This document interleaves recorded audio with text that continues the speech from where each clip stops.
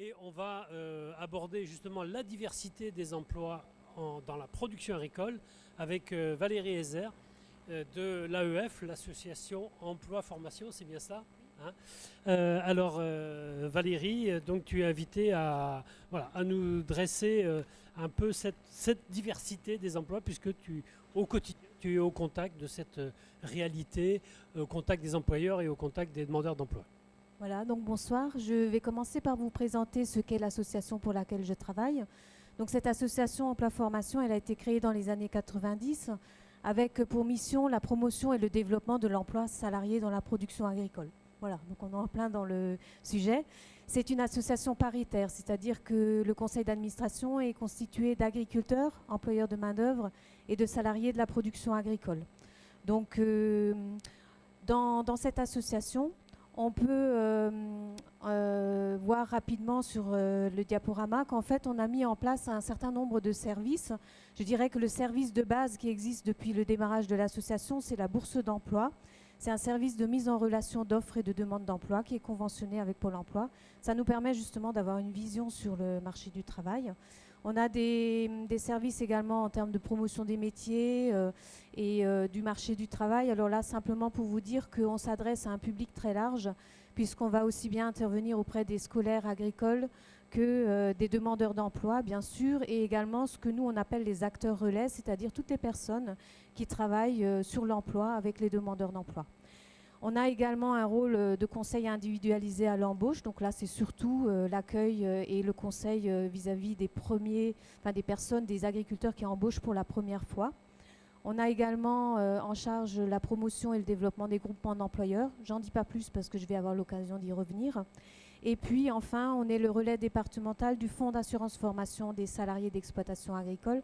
Donc on fait également de l'information, la première information sur la formation continue.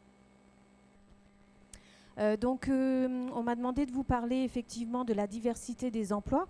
Donc sur la production, on a déjà une diversité très importante dans le département puisque on a des emplois qui sont proposés par les agriculteurs en élevage, et donc en porc et en lait, mais également en machinisme agricole.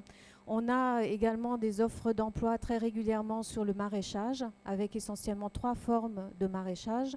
Le maraîchage sous serre. Sur le pays de Rennes, c'est beaucoup la production de tomates. On a également les légumiers. Alors là, je ne vais pas en parler beaucoup parce que c'est plutôt sur la zone de Saint-Malo. Et puis, on a sur le bassin de Rennes également les maraîchers plein champ qui, eux, vont faire jusqu'à 30 produits différents et qui vont beaucoup commercialiser, comme je pense que c'est le témoignage qu'on va avoir, commercialiser sur des circuits plus courts, contractualisés en direct. On a également des offres d'emploi en paysage, même si les chiffres nous montrent qu'effectivement c'est un secteur où il y a de l'embauche et que c'est déjà un secteur qui initialement est très attractif vis-à-vis des demandeurs d'emploi. Et puis on a quelques secteurs qui sont un peu plus optionnels, on va dire pépinière, arbo, volaille, on a de temps en temps des offres d'emploi. Mais voilà. Donc aujourd'hui on se rend compte aussi que sur le marché du travail, il se crée aussi des nouvelles offres d'emploi. Comme par exemple, récemment, on a eu l'occasion d'embaucher un salarié dans le cadre d'une unité de méthanisation, ce qu'on n'avait jamais eu. Donc ce salarié était vraiment embauché pour gérer l'unité de méthanisation.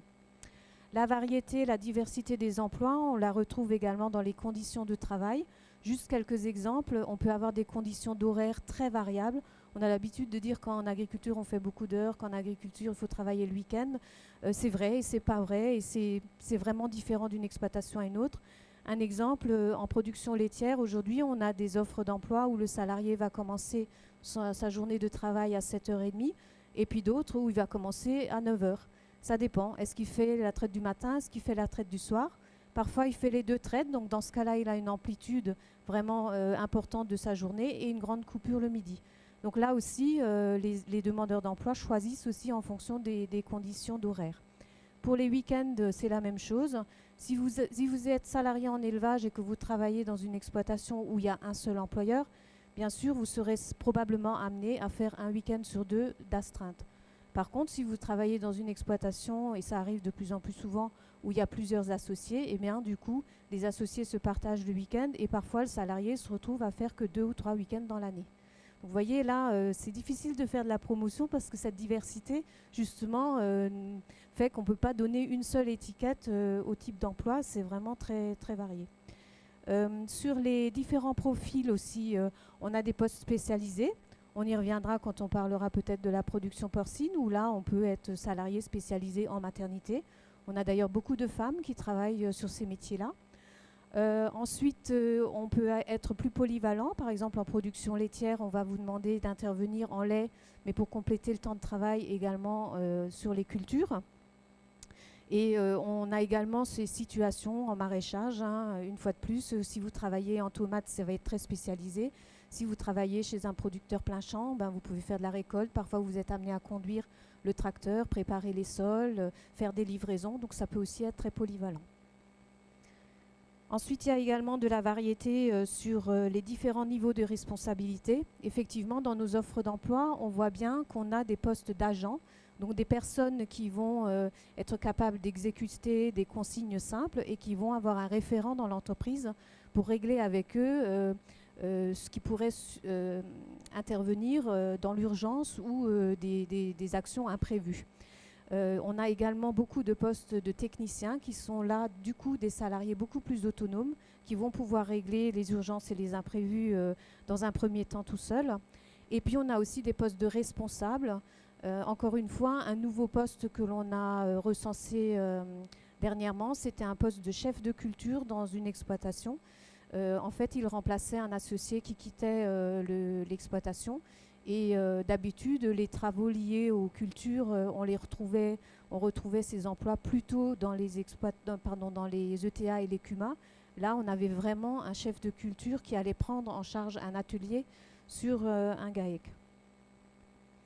Et puis, on a également de la variété dans les contrats de travail.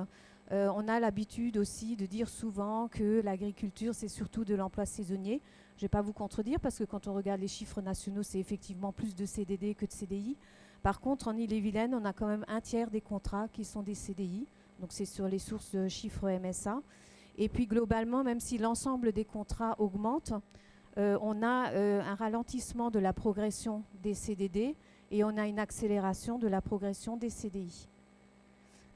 Et puis enfin, en dernier, sur l'aspect diversité, on a aussi une diversité d'employeurs. Effectivement, l'agriculteur individuel ou en société peut être amené à embaucher directement un salarié. Mais on a également, on l'a déjà dit, les entreprises de travaux agricoles et les CUMA. On a aussi une agence d'intérim qui est spécialisée dans le domaine agricole sur le département. Et on a aussi les groupements d'employeurs. Donc là, juste un rapide zoom sur les groupements d'employeurs, puisqu'il y a essentiellement 3 sortes de groupements d'employeurs. On a des groupements d'employeurs associatifs, c'est-à-dire que c'est un emploi qui va se construire autour d'un CDI avec 2 ou 3 utilisateurs agriculteurs qui va fonctionner de façon autonome. Ils vont choisir ou pas de déléguer le travail administratif, mais voilà, ça se construit à petite échelle. On a également, donc cette forme-là, il y en a une trentaine quand même dans le département. Ensuite, on a également plus de 30 GESER, donc ce sont des groupements d'employeurs spécialisés en remplacement, donc qui vivent grâce au bénévolat d'agriculteurs sur leur canton et qui sont fédérés au niveau du département par une fédération départementale. C'est le bénévolat pour organiser. Pour organiser, oui. Par contre, ils embauchent des salariés qu'ils payent. Exactement. Donc, et puis, troisième forme de groupement d'employeurs qui est un peu plus récent parce que les organismes professionnels agricoles ont mis en place en août 2013 un groupement d'employeurs départemental qui donc... On va en parler tout à l'heure d'ailleurs. D'accord, voilà. Donc je ne vais pas m'étendre beaucoup non plus. Simplement dire quand même que les objectifs de 2014 ont été atteints puisqu'on a souhaité atteindre un objectif de 10 salariés et que là on doit être à une douzaine, une bonne douzaine, 15, enfin, 13, ok. Donc oui, c'est ça, une bonne douzaine alors. De salariés et qu'on a l'intention d'atteindre l'objectif des 20 salariés d'ici la fin de l'année.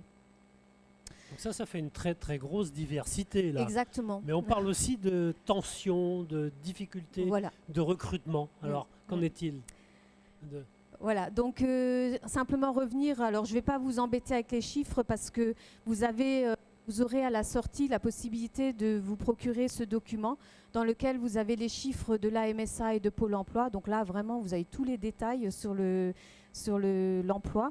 Et donc, il est également téléchargeable. Vous avez dans vos dossiers un résumé avec des notions d'évolution qui sont tirées de cette brochure. Et sur ce résumé, vous avez les 2 sites sur lesquels vous pouvez télécharger également ce document. Donc, simplement dire que, en fait, en Ille-et-Vilaine, on a quand même 1/3 des exploitations qui sont employeuses de main-d'œuvre. Ce n'est pas négligeable. C'est une progression qui s'accélère. Vous voyez, on a plus 13% d'employeurs sur le département. Alors, pour faire un petit zoom sur le pays, en 4 ans, ça a quand même représenté 97 employeurs en plus, ce qui veut dire 535 salariés en nombre et 226 en équivalent temps plein. Voilà juste les quelques chiffres sur lesquels... donc, en gros, il y a eu une centaine d'employeurs qui ont embauché 2 salariés. En 4 ans, ça. Hein. Voilà, en 4 ans. Et ça sur le pays de Rennes, hein, les 539. Voilà, ce qui est en bas, là, c'est sur le pays de Rennes. Ouais. Donc, pour illustrer justement la tension, effectivement, là, on va avoir les secteurs d'activité en tension de recrutement. Donc, là non plus, je ne vais pas beaucoup m'étendre sur les chiffres, simplement vous préciser que ce sont les chiffres de Pôle emploi, donc que j'ai repris sur le bassin d'emploi de Rennes. Du coup, je sais que c'est un peu différent du pays, mais ça donne quand même une idée. En général, on dit que pour qu'un marché soit équilibré, il faut que statistiquement, pour une offre déposée, il y ait 3 inscriptions de demandeurs d'emploi. Donc là, le chiffre que vous avez en blanc, notamment 1,5 pour l'élevage, ça veut dire qu'il y a 1,5 candidats par offre en élevage sur le bassin d'emploi de Rennes. Donc vous voyez tout de suite que l'élevage et le machinisme sont des secteurs qui, de ce point de vue-là, sont en tension. On a également... Donc la tension, malgré que le nombre de demandeurs soit supérieur au nombre d'offres, malgré tout, avec 1,5, il y a tension. Oui, parce qu'il n'y a pas forcément, parce qu'on a une offre et un demandeur, qu'on va forcément les avoir sur le même secteur géographique, sur les mêmes compétences, sur la même recherche de contrat, l'histogramme est un peu trompeur, quoi. D'accord. Okay. C'est pour ça que je parle plus du chiffre 1,5. Voilà. Et donc, même j'ai fait le calcul par curiosité dans l'élevage, j'ai regardé uniquement la production porcine, et là, j'avais 36 offres pour 16 demandes. Donc ça ramène le ratio à 0,4. Donc on a une inadéquation effectivement sur ce nombre statistique, mais je voudrais aussi juste ajouter une autre notion, notamment une inadéquation dans les compétences. Par exemple, vous voyez en espace vert, on a beaucoup plus de candidats. On a un ratio qui est un peu plus intéressant, mais malgré tout, on peut avoir des offres qui vont rester un certain temps sur le marché du travail, parce que, par exemple, le paysagiste va chercher quelqu'un qui a des connaissances en maçonnerie paysagère, ou en ébénisterie pour monter des structures, ou en plomberie, voilà, cherchez le mot, en plomberie pour installer des piscines. Donc vous voyez qu'il peut aussi y avoir une inadéquation, pas seulement en nombre. Et puis, simplement aussi vous dire que là, en jardin espace vert, sont également comptées les offres d'emploi du territoire qui sont déposées par les collectivités territoriales. Parce qu'on n'est pas sur l'activité de l'entreprise, mais sur le code métier. Et donc, face à ça, en fait, face à ces inadéquations, on a plusieurs façons de réagir à cette situation. Donc, on peut mobiliser les acteurs d'un même secteur d'activité. Ou alors mobiliser les acteurs d'un même territoire. Et c'est en cela que je finirai mon intervention par l'illustration des témoins sur la production porcine. Donc Emmanuel Robert, éleveur porcin à Janzé, donc sur ce terme, anticipation sectorielle des activités et des compétences, qu'est-ce que ça veut dire pour un éleveur porcin qui recrute, j'imagine, et qui, donc si on a bien compris, c'est pas aussi facile que ça de recruter. Et donc, il semblerait que vous ayez pris une initiative pour peut-être créer les compétences qui n'existaient pas comme ça sur le marché de l'emploi. À vous. Tout à fait. Alors, donc Emmanuel Robert, donc je suis éleveur de porc et de volailles à Janzé. Effectivement, avec quelques collègues, il y a un an et demi environ, on a été confronté à des problèmes de recrutement pour nos structures. L'élevage porcin a considérablement évolué ces dernières années, notamment avec les mises aux normes. Et donc, il y a eu un besoin relativement important de main-d'œuvre salariée au sein de ces élevages. Face à la situation du marché, Valérie l'a rappelé, est très tendue. Hein. Il y a relativement peu de candidats pour travailler donc, dans nos structures, de candidats en plus qualifiés, hein, puisque nous, on a une exigence particulière par rapport à cela. Donc on a décidé, c'est quelques éleveurs, hein, de se... Combien quelques éleveurs? Vous étiez combien? On était une 10-15 éleveurs, D'accord. hein, de Copperle notamment, mais on a été très vite rejoints par des éleveurs de Triscalia, hein, qui sont des groupements de producteurs, hein, qui œuvrent sur le secteur. Donc on s'est rapproché donc, de l'AEF, qui a tout de suite compris notre problématique, et donc grâce à leur expertise, c'est proposé de nous accompagner justement dans la mise en place de ce qu'on appelle le parcours qualifiant en élevage porcin. Alors c'est quoi ça? Alors en quoi consiste ce parcours? En fait, il consiste à recruter et former, hein, donc des demandeurs d'emploi ou des gens de réinsertion professionnelle à nos métiers, hein, afin qu'ils puissent travailler durablement dans nos élevages.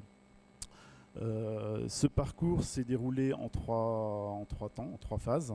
La première phase a consisté à faire découvrir notre métier à des demandeurs d'emploi, hein, par une visite d'élevage. Hein. Donc il y a eu 3 élevages d'Ille-et-Vilaine, hein, qui ont ouvert leurs portes à ces demandeurs d'emploi. Il y a eu 40 demandeurs, hein, qui ont visité ces élevages. Et à la suite de ces portes ouvertes, les demandeurs d'emploi avaient possibilité, hein, de rencontrer les professionnels, donc éleveurs ou techniciens de groupement, justement pour poser les questions qu'ils avaient à poser sur notre métier. Et nous-mêmes, ça nous permettait aussi déjà de faire une première présélection, donc, des candidats potentiels. La seconde phase, ça a été une mise en situation directement en élevage. Donc pour tous les candidats qui étaient intéressés, ils ont été à même d'être mis en immersion pendant 15 jours, donc, dans nos structures. Hein. Donc de telle façon à se familiariser, à mieux connaître encore notre métier et puis donc les éleveurs. Et la troisième phase, donc c'est pour ceux qui le souhaitaient, c'est une phase de formation, hein, donc en centre de formation, donc une formation théorique et une formation pratique, donc de 11 semaines, hein, je crois, qui est toujours en cours, là, qui va prochainement... Formation théorique de 11 semaines, hein. De 11 semaines. D'accord, Hein. oui. Alors, théorique et pratique. Hein. Ah, d'accord, oui. Vraiment, on a voulu absolument associer les deux. Hein. Je crois qu'en élevage, on compte beaucoup sur la pratique. Les éleveurs de porc sont très, très, très exigeants. Et avant d'embaucher, ils aiment bien embaucher des gens qui soient opérationnels. Qui soient directement opérationnels. D'accord. Donc ce programme de formation là, va s'achever dans quelques semaines. Et actuellement, donc, on a 12 candidats, hein, qui suivent cette formation. Donc vous avez 12. Au départ, vous en avez combien? Juste pour voir comment ça a écrémé. Au départ, hein, donc Valérie va me corriger si je dis des bêtises, mais je crois qu'il y avait 40 candidats. 40 candidats, vous êtes arrivé à 12 formés. On est arrivé à 12 au cours de ces différentes phases de sélection. Ok. Voilà. Ok, merci bien, hein, c'est un exemple tout à fait intéressant. Alors, je vais juste préciser une chose, hein, qui dit emploi dit bien sûr s'intéresser donc aux candidats, hein, aux salariés, mais c'est également s'intéresser aussi aux employeurs. Et là, je crois qu'on va, une fois que ce premier parcours sera achevé, on va justement probablement mener des actions beaucoup plus orientées vers les employeurs. Autrement dit, il ne suffit pas de former les salariés, il faut aussi former les employeurs. Tout à fait. D'accord. Merci Emmanuel. Et donc, pour continuer donc, sur la partie territoriale, hein, quelle action vous faites au niveau pour l'anticipation donc des activités et des compétences sur le territoire? Voilà, donc en fait, donc, comme je vous disais, la deuxième manière de prendre à bras-le-corps la situation, c'est peut-être d'avoir des actions qui prennent en compte tous les acteurs d'un même territoire. Et pour cela, on va appeler Emmanuel. Donc Emmanuel Marchand, hein, qui va se présenter et puis qui va nous présenter aussi ce qui est fait avec ces acteurs du territoire. La mission locale, allez-y. Oui. Bonsoir. Donc Emmanuel Marchand, je suis chargée de mission à la MEF. La MEF, c'est la Maison de l'Emploi, de l'Insertion et de la Formation du bassin d'emploi de Rennes. Donc, le bassin, on intervient sur 3 pays. Le pays de Rennes, le pays de Brocéliande et le pays des Vallons de Vilaine. Voilà. Et donc effectivement, on a engagé au niveau de la Maison de l'Emploi une démarche de GPECT, c'est-à-dire la gestion prévisionnelle des emplois et des compétences à l'échelle du territoire. Et on intervient dans le cadre de cette démarche sur différents axes. et entre autres la valorisation de la filière, en tout cas la valorisation de certaines filières, et on a souhaité mettre l'accent sur les métiers de la filière agricole. Donc on y travaille effectivement, comme le disait Valérie, avec un certain nombre de partenaires. Donc la Chambre d'agriculture et AEF ont signé la charte GPECT de la Maison de l'Emploi, et on travaille avec Pôle emploi, avec la mission locale, avec Agrobio, avec un certain nombre de partenaires sur le territoire qui souhaitent effectivement mettre en place des actions pour valoriser les métiers. Alors, on a déjà développé des actions concrètes. Je pense entre autres à une manifestation régionale qui s'appelle Métiers en tout genre, avec sur laquelle on a travaillé pour orienter des femmes sur les métiers agricoles, parce que c'est vrai que les femmes sont peu nombreuses. On le voit là, en tout cas, en regardant la salle. Donc, c'est vrai que l'idée, c'est aussi de communiquer auprès des femmes et montrer qu'il y a des opportunités. Donc, on a organisé des visites d'exploitation et un certain nombre de témoignages. Enfin, je trouvais intéressant tout à l'heure le témoignage, parce que c'était une jeune fille qui témoignait. Donc c'est vrai que c'est aussi une volonté de travailler sur cette question de mixité. Et on a des actions, donc on organise très prochainement en juin, du 1er au 5 juin, la semaine des métiers agricoles. Donc on aura un certain nombre de visites. L'idée, c'est de montrer les métiers, c'est de communiquer sur l'offre de formation sur le territoire. Donc on a comme ça tout au long de la semaine un certain nombre de temps forts autour des métiers. Ça, c'est un premier axe, mais on travaille aussi sur les passerelles, les secteurs qui décrutent et ceux qui recrutent. Donc, vous avez quand même parlé à plusieurs reprises d'un potentiel d'emploi important. Et malheureusement, il y a des situations, enfin, en tout cas des secteurs sur lesquels l'emploi est en difficulté. Donc, c'est aussi de travailler sur ces transferts de compétences d'un secteur d'activité à un autre. Et ça, comment ça marche, ça? Ces fameuses passerelles, quelqu'un qui travaillait dans l'industrie automobile et se retrouve facilement en production porcine? Alors on essaye en tout cas de voir comment on peut effectivement trouver comme ça des passerelles à partir des formations qu'on met en place. Et puis aussi du temps partagé. On travaille entre autres, je pense, au transport scolaire. Donc il y a toute une action autour du transport, sachant que ce sont beaucoup de temps partiel. Essayer de voir comment on peut compléter avec un autre temps partiel peut-être dans le secteur agricole. Donc on y travaille et il y a plusieurs actions comme ça qui sont menées. Voilà. Ce sont des exemples concrets. D'accord. Ok, bah merci bien. Merci bien de cette. Vous voyez, c'est une action sur le territoire qui complète. Voilà.